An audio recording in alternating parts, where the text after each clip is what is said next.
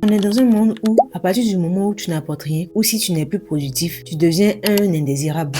On va dire un cafard. Combien de personnes aujourd'hui, tout comme Grégoire Samsa, le personnage principal de la métamorphose de Kafka, un bosseur acharné, le seul pourvoyeur de sa famille, ne sont que des pièces remplaçables. Que se partirait-il si un bon matin, ils se réveillent et puis ils sont transformés en cafards? Bien sûr qu'à ton travail, tu seras viré comme si tu étais devenu obsolète. Et ta famille, cette famille pour qui tu t'es sacrifié tant d'années. Dans la métamorphose, la sœur de Samsa, pour qui il avait beaucoup de projets d'avenir, finit par dire qu'on devrait se débarrasser de lui parce que c'est une vermine. Mais on m'a dit, mais et sa maman le trouve dégoûtant. Son papa, on n'en parle même pas. Ce qui est intéressant dans ce livre, c'est de voir que c'est pas seulement Grégor qui s'est transformé, qui a changé, mais il y a sa famille aussi qui a changé. Sa famille aussi s'est métamorphosée. Quand tu lis ce livre, tu te demandes si Grégor s'était juste retrouvé au chômage, sans qu'il y ait de transformation physique, sans qu'il y ait de métamorphose.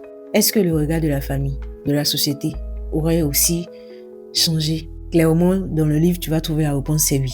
Parce que Kafka ici, il utilise l'insecte comme une forme visible de ce qu'on fait déjà à ceux qui ne servent rien, à ceux qui n'apportent plus rien à la table, à ceux qui ne sont plus productifs, à ceux qui sont juste des pièces qu'on peut changer dans un système. Quand tu lis ce livre-là, ça te force toi-même à te regarder ta propre famille, ton boulot, et différemment. Et tu te demandes, pour toi, c'est quoi qui compte le plus? C'est quoi qui compte vraiment? Dis-moi si tu as lu La Métamorphose et aussi ce que tu en as pensé.